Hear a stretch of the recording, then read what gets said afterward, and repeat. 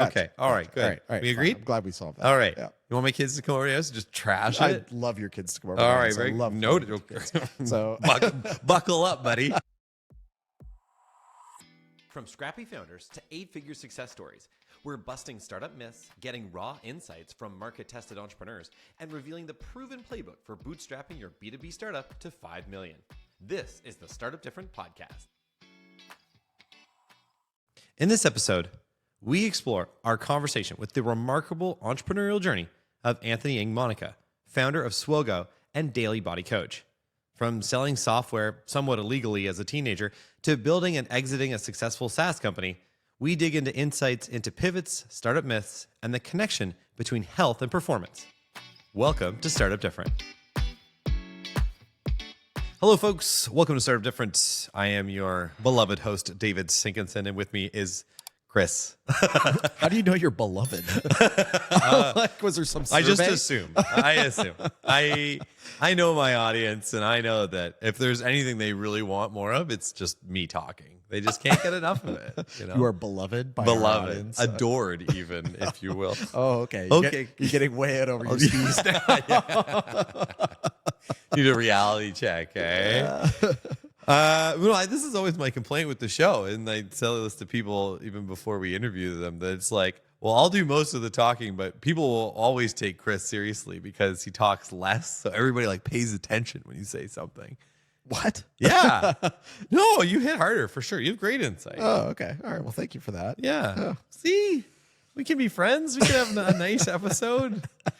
Okay. Hey, that was really cool. Anthony is a really interesting guy. Great interview last week. Highly recommend you go and check it out. Lots of things happened there. First off, just first off, love the accent. I just love a British accent. So well put together. Everything sounds classier. You know, so that's nice. Can I put one thing out there that I love how a lot of the entrepreneurs we talk to and we kind of ask them about their entrepreneurial journey. It starts off when they're a teenager, or when they're 14 or something like that. And so even him now, sometimes I think some of these entrepreneurs, they see the profits, they don't necessarily see the risks involved in going to jail potentially. Yeah. Like in his case where he was selling illegal, bootlegged, pirated software keys online. Yeah. It's just pretty chill. When I go to think about it, I think when I was in high school, I think me and my friends, we tried to make and sell fake IDs. I remember that. But they were terrible. They were not. They were not passable. Do you remember when we were? We were at home and I was 10 or whatever, and I go upstairs. I was just wanted to see what everybody was doing. You had a few of your friends over your room, and I don't know why, but I opened the door and I said, "What are you guys doing in here? Making fake IDs?" And you were actually making fake IDs. Hey, we're taking a short break to tell you some exciting news. Chris and I wrote a book. Surprise! It's called Startup Different, the myth-busting blueprint for your multi-million-dollar business, and it's available now. Like our show, we're trying to pay it forward to our fellow entrepreneurs. The book busts 33 business myths, tells some of our most hilarious stories, and gives you many of our best tools to build, scale, and exit your business. You'll find the book on all major online retailers, including Amazon. Check it out. We think it's pretty great. And now, back to the show. His dad had the laminator, right? From the photocopier business. I'm kind of a little bit like Anthony, and I think Mark Organ had a very interesting early entrepreneurship somewhat job. Pornography related. But I will say though that I don't think we actually generated any revenue because everybody looked at our terrible fake IDs these aren't going to work. Printed on a napkin, and license is spelled wrong. Yeah, but that is interesting though. That a lot. This is the nature versus nurture thing. This is why some people believe that entrepreneurs are born and not made, which is I think wrong. I think that there are people who have tendencies that seem more entrepreneurial, but you can develop these tendencies even if you're not born that way. You know what I mean? I think some entrepreneurs can be very good without resorting to bootlegging things or. I don't know. What's the equivalent nowadays? Selling vapes in high school? I think so, yeah.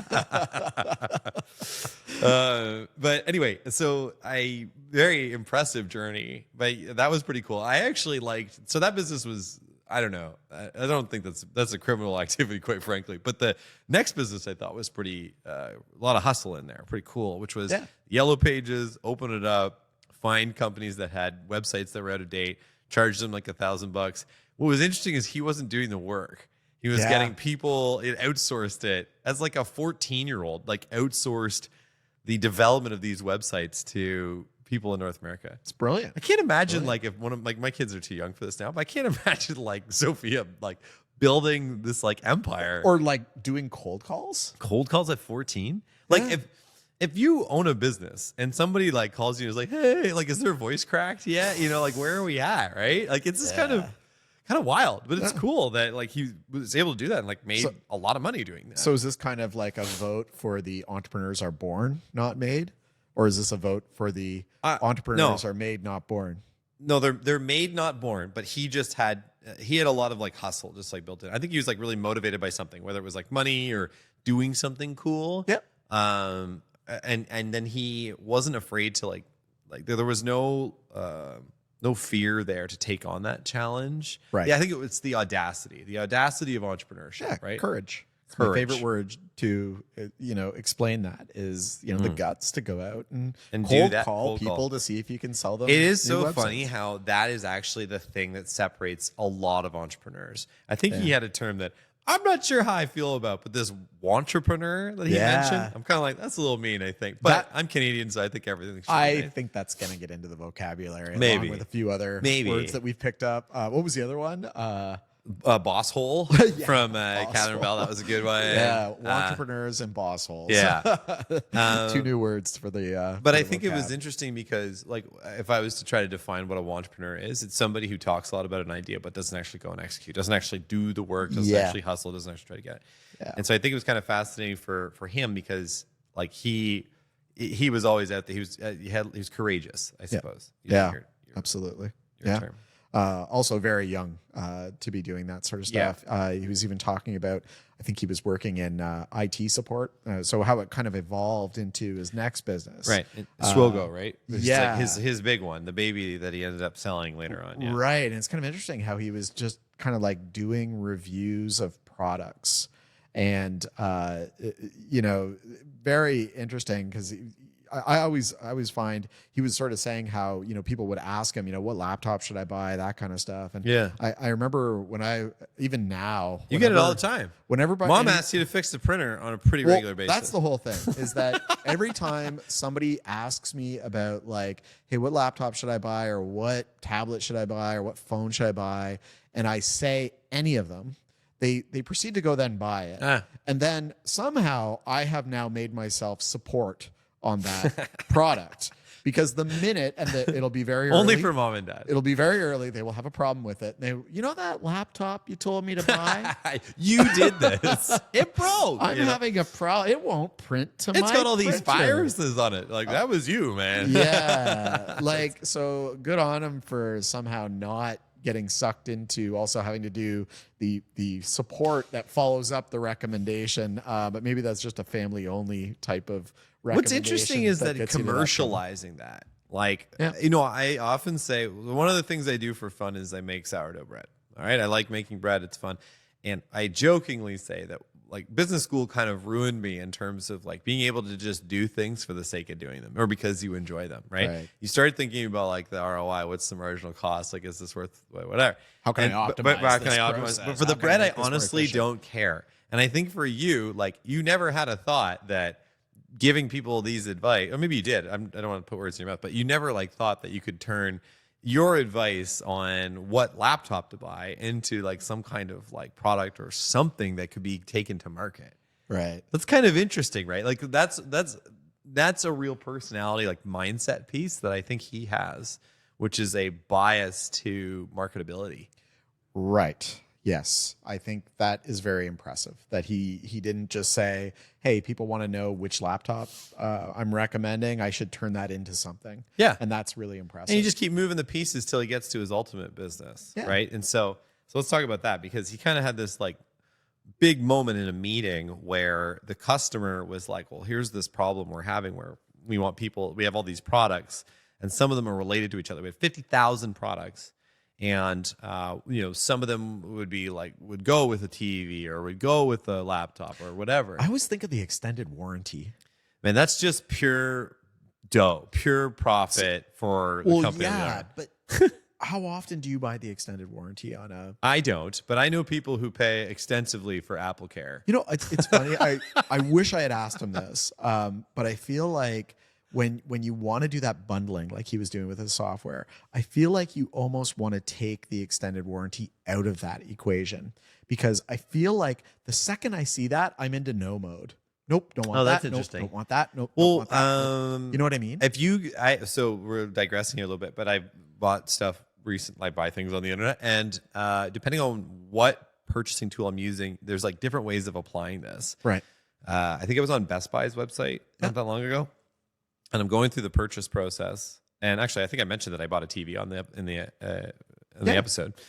But the warranty, basically how it works, it was like the thing you want to buy is there. Then on the right-hand side is like I did accessory 1, accessory 2, accessory 3, accessory 4, accessory 5. Right. Reviews. Yeah. How recently they've been bought. Those kinds of like trust cues. Yeah. And then as you scroll down the page to go to the next step, there's an option to have the warranties. There are So 3 they warranties. even They work. They didn't show that. They don't show it first. It's the last thing they show. Yeah. It's like a kicker. Yeah. Like, hey, let's see if we can get them to do the warranty as well. And by the way, some people should do the warranty. I love my wife. She drops her phone all the time. Did you get the warranty for your TV? Absolutely not. Huh. It was a really cheap TV. So. How often have you bought the warranty? I'm just curious about this because I do find very rarely, if ever. But for the company, that's just like dough. Yeah. It's just money that some people will pay. I usually get sticker shock on the warranty because they're expensive. It could be like 15-20% of the purchase price. And then I'm like, okay, wait a minute. So let's say it's 20, just make the math easy. Am I going to like break every 5th thing that I buy to make that warranty? Oh, interesting. And like, I don't think I've ever really broken any tech, or very rarely. But if I did, it's not 1 out of 5. It's maybe 1 out of 30. Yeah, but hang on, hold up. We're getting into our personal lives here a little bit. You don't have kids or anything. Like, right. Shit breaks with kids. All of a sudden they're like, hey, how hard can I throw this book at that TV? Like, so what I mean? Why do I buy the warranty to subsidize your kids breaking things? Whoa. No. Like you wouldn't as a consumer, but some consumers may buy the warranty because of their conditions at home are different. Has nothing to do. Okay. You and I are independent variables. All right. We have nothing to do with each independent other. decision. Okay. All right. Good. All right. We agreed? I'm glad we solved that. All right. Yeah. You want my kids to come over to us and just trash it? I'd love your kids to come over. All right. I love noted. So buckle up, buddy. Okay. So, anyways, we really digressed there. So he got into this meeting where he heard about this problem, and that basically is the genesis of his ultimate company, or what his company ultimately ended up doing. Swogo. Doing this like bundling of products that are related, and it was worth a ton of money to these companies. And it was kind of interesting because he had this comment that was like, listen first, build later. And he kind of got to this later in the episode. But this concept of like, okay, the customer, we had a thing and we were doing it, but then we heard from the customer something that was a lot better, a lot more valuable that they actually wanted to do, and we're willing to pay them for, like, on the spot. Yeah. And I love it how he was like, well, if we could do that for you, would you give us 15,000? Yeah. Classic. You know what I mean? Classic like, business, like beautiful sharp angle close. Oh yeah. Like, hey, he knows he doesn't have that. Nice. Okay? Good term, Chris. What's that? Sharp angle close. I think that's the correct term for that, is it not? Yeah, for sure. If you're gonna do it, then because yes. Anyway, okay. All right, your pen or mine? Yeah, that's an assumptive close. Oh, oops. Yeah. All right. Nice. Okay. Nice try though. I like where your head's of at. my sales knowledge. No, but that's true though. Like, I think that's really important. It's not only valuable to you, but would you pay me to do it, and we'll go do it. And that's a great example of kind of like that software, like future sell, that you have to do sometimes, like a little bit of a reach. Yeah. But then all of a sudden that opened up a whole category for them. This is the moment Dave walks into Chris's office and says, okay, so you're not going to like this, but I got us a lot of money. Yeah.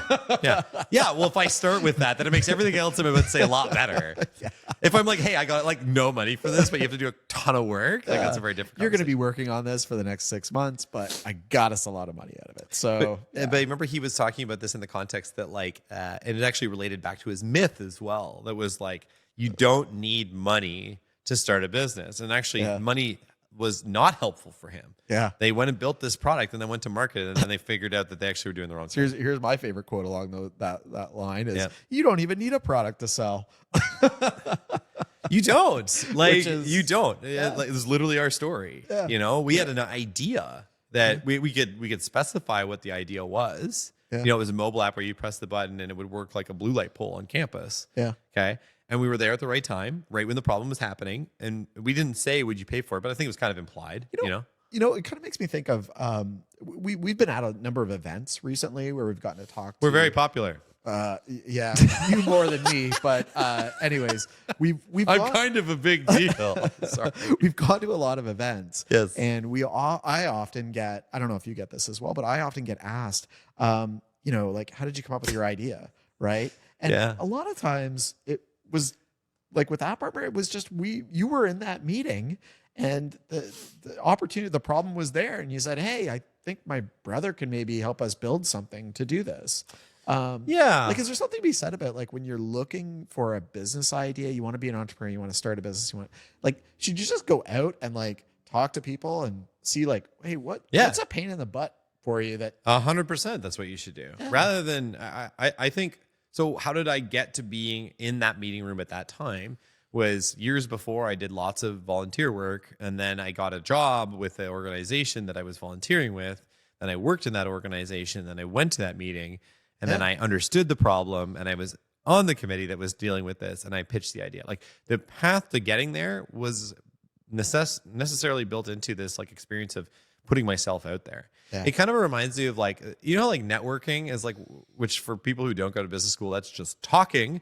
But, networking, like your idea is you're supposed to go out there and speak to people because you don't know, it's so transactional in a way. You don't know how they're going to benefit you later. Right. Or they're going to know somebody who knows somebody who knows somebody. And we've had a few people on our show too, where like they met their co-founder randomly. Remember Natalie? She was like, I met my co-founder from this other person who I don't even know and is just gone that now. Person's gone. I don't even know. But it's the idea that like that discovery, there's like discovery value in networking. Right. It's kind of the same idea, I think, for business ideas. You going out and exposing yourself and talking to people and doing those sorts of things, the effort involved in that discovery will probably lead you to something that's a meaningful problem for a lot of people. Yeah.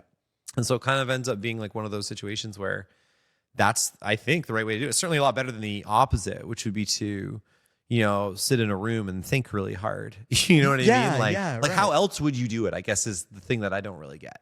Like you must have to experience an issue or understand an issue or both. Yeah. Yeah, I agree. I think the problem is the first piece. And, if you can sell a solution to the problem and you don't actually have the product that solves it. Yeah. Remember a conversation with Mark Organ, and he talked about how for one of his business, I don't know, he's had a lot of successful businesses, but for one of them, he went out and he interviewed like hundreds of people about the particular problem that the solution was resolving. Remember, he went to the venture capital guy, and the venture capital guy is like, "Oh, this is not a good idea. Like, whatever, don't do it." And yeah. he's like, "Well, no, I know this will work because I have spoken to literally hundreds of people. Yeah, I've done the research. I'm ready for this, and I know more than you, frankly, Mr. Investor." Yeah. So I think like a lot of this is actually like, no, like if you can go out and like figure this out, I think that's a big part of the process. Yeah. Anyway, so Anthony just is a textbook case of I don't even have the product, but I'm going to sell it before I have it. Which is really impressive. He also said this, and maybe this ties into it as well, but I think maybe you said this, but the customer problems are a gift, right? Yeah, I said that. Yeah. Oh, yeah. Okay. Look at him go, folks. Look at Chris Sinkinson go. No, but seriously, because like I know when we've had customers who are maybe using one of our products and had some idea for an enhancement, it was because they had a problem. And we had some incredible moments where we were able to build things based on those types of customer has a problem. We don't have a solution, but they're having that conversation with us, which means that, hey, this is like a whole new product line that we're going to be able to build. Yeah. I think of our mass notification features were completely out of, a request from a customer. That's true. That's true. I guess I want to be like totally in on that. They are a gift. I think but don't look a gift horse in the mouth, right? Do you know that expression? Do you know why that's an expression? No. Because old horses have really big teeth. Right. So you don't look a gift horse in the mouth because if it has long in the tooth, same expression. If they have big teeth, that means the horse is old. Okay. So you don't want to get an old horse as a gift. You want a young horse that can run and I don't know, does whatever a horse does. Oh, do old horses, are they? Well, they just eat. They don't really they don't drive a lot of value. Okay. Okay. So I think you got to be a little bit careful with some of these gifts because you might be getting an old horse because in some cases the ideas are very specific to that customer and don't actually have broad marketability. Yeah. Right? This is definitely a risk. And this also happened to us where we had customers swear that this problem that they had, everybody has this problem. Oh, totally. If we could solve it, we would. I don't want to call them dishonest, but they certainly overblew the intensity of the problem. At the same time, I listened to them and I believed them. Yeah, we didn't. We should have validated more in some cases. Well, yeah. But I don't think they were being dishonest in any way. I think they legitimately had those problems. I just think they maybe didn't understand the market, or they didn't understand that wasn't a widespread issue. Maybe and the nuance in understanding the market is whether or not people will actually pay for it to resolve that issue. Everybody might have an issue. Yeah. But do they see is it enough of a pain that they'd actually pay money and a meaningful amount of money to do? I remember we worked with emergency management agencies in Illinois. And there's a lot of them. So the interesting thing is the market looks big. There's every county in the state of Illinois, and every state in the United States has an emergency management agency, and they have all the same problems. They're all trying to get the word out about decide what to do in a disaster and whatever. And we talked to this one guy, and he's really into it, and he's a really nice guy. And he's we were all having these problems, and he's but if you give me a really good deal, which we did, give me a really good deal, and I introduce you to all my friends. I remember we had one of the other sales guys do the webinar, and it was just this disaster of these people who weren't willing to change the way they did things at all.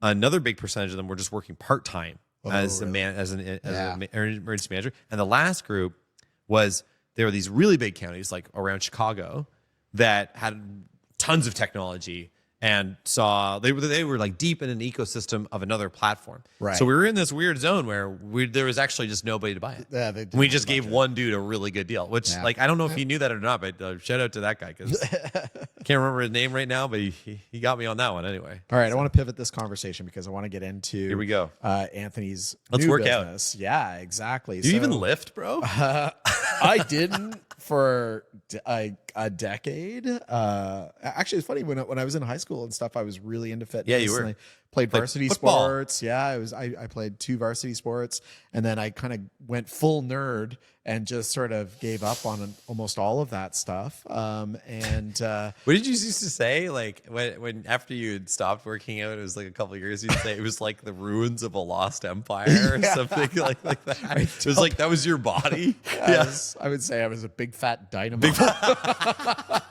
Well, I gave the nicer version for the podcast. Yeah. I'd like to point out, Graham, just make a note that Chris said that and not me, even though I knew that. All right. But actually, though, when I do think of when we were working, we were really heavy into growing our business and that sort of stuff.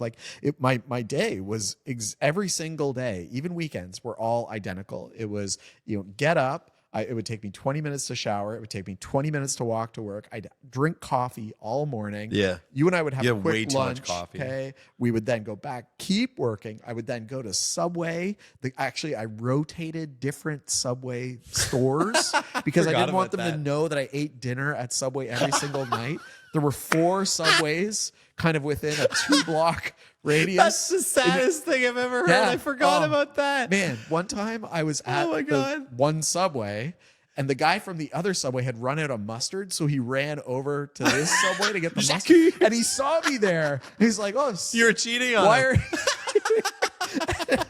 No way. This guy now knows that's that I go to every Subway." Anyways, oh my gosh. Wow. So that's too good. Actually, thank goodness it was Subway and not KFC or something really unhealthy. But I would have that every night, and I would keep working until about 2-4 o'clock in the morning, something like that, and then just get up and do the whole thing over. And I didn't even know if it was a weekday or it's a amazing weekend. you're alive. I know. Yeah, it's right, because your weekends were the same too. See, weekends were the same. And how long did you do that for? At least a decade. Yeah, 2014 till about 2020. Oh, like just like we kind of slowed down after we were acquired. it changed. It did change a bit, and I did. But you were doing it before, even when you were a solo entrepreneur. Yeah, They just in different, maybe I lived different subways or different I lived cities. in a different city, and I was rotating those subways as well. So that's why when I listened to Anthony's new business, it's really interesting because like would you do it? No, I think so. Now that I've spent the last almost coming up on a year and 9 months, kind of like eating right, sleeping better, and working out every day, I think I would. Although I feel the gravitational pull of being sucked back into that previous lifestyle. Like I think this is hard to maintain. Interesting. It's not natural, and I think that's maybe what. Hang on, hold up. What? You're trying to say being healthy, eating well, these things are not natural? I don't know how to describe this, but to you? for like a person who does a lot of technical stuff and who has a continuous like to-do list that is like thousands of items long, which is like software. Yeah. You can easily get pulled into this routine where you're just doing nothing but working all the time. Okay. And, pounding coffee and, eating fast food and all that sort of stuff. It's just, it's really like for sales, I think it's really nice because customers go home at night.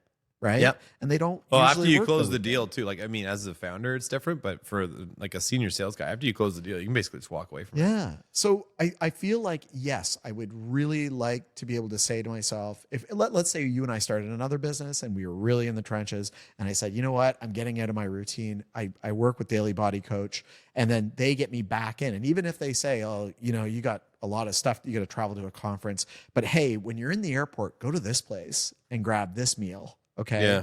Like that might be interesting. I think that would be very interesting to see if, by the way, it would keep you honest. I loved his comment about how you could tell how well the company was doing by what he looked like with his shirt off. Yeah. All right, folks. Quarterly report. Quarterly report. Rip.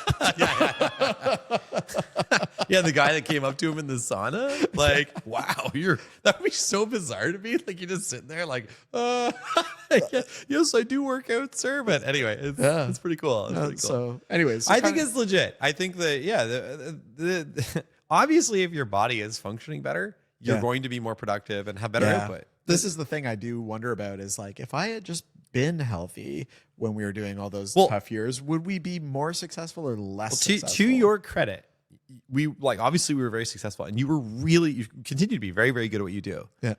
So I find it hard to imagine actually that you'd be better I'm actually skeptical in a totally different way because I'm like, you were really, really good. I'm saying a nice thing. I'm saying a nice thing.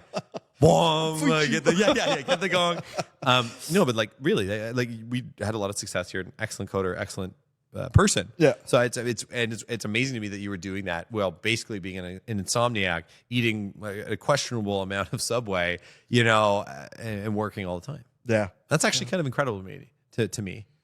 Like you really push your body and you're still able to do it. Yeah. So, but pretty amazing what your body can deal with actually, definitely. When you're super focused and super intent on things, but I wouldn't recommend it. Yeah.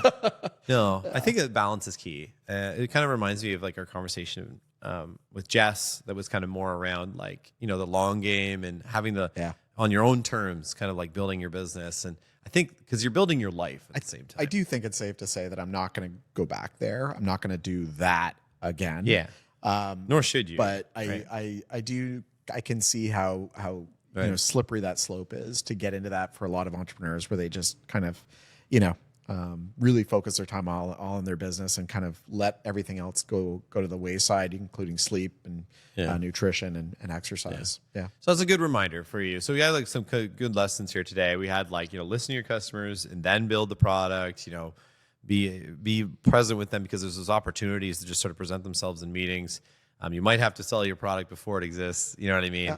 And then there's this whole like fitness element of it too, that like the better you are emotionally and physically, likely the better your outputs are going to be in your company and the better results you're going to have. And you can measure this effectively by taking your shirt off once a quarter to determine if that's the case. So cool. Nice. Awesome. Well, that's, hey, wait a minute. Wait, hold on. Did we just finish another season? We did. Wow. Yeah. Isn't that something? Congratulations. Yeah. Well done, Chris. Can I shake your hand? I'm glad I showed up. Not shaking my, you're just leaving me. What? No one would make right, such folks, a bold full claim. disclosure, last episode, You left me Dave hanging. said to me before we started that, look, I need you to show up on this episode. It's called leadership, Chris. And on that cheerful note, thank you, Christopher, for another fantastic season of Startup Different, folks. We'll be back with another awesome season with more awesome guests and more fun things. We'll probably have some crazier stories, which I'm looking forward to. But till then, thank you so much for joining us, and we will see you next time. Hey, you made it all the way to the end of the episode. Nicely done. If you enjoyed this episode, like, comment, and subscribe wherever you get your podcasts so the almighty algorithm can help others find us. Want more from Startup Different? Check out our book, Startup Different, the myth-busting blueprint for your multi-million-dollar business. Follow us on social. We're big on YouTube, Instagram, and LinkedIn. You can also check us out at startupdifferent.com. Special thanks for this episode to Graham and our friends at Toronto Podcasts. Visit them at torontopodcast.ca. See you next week.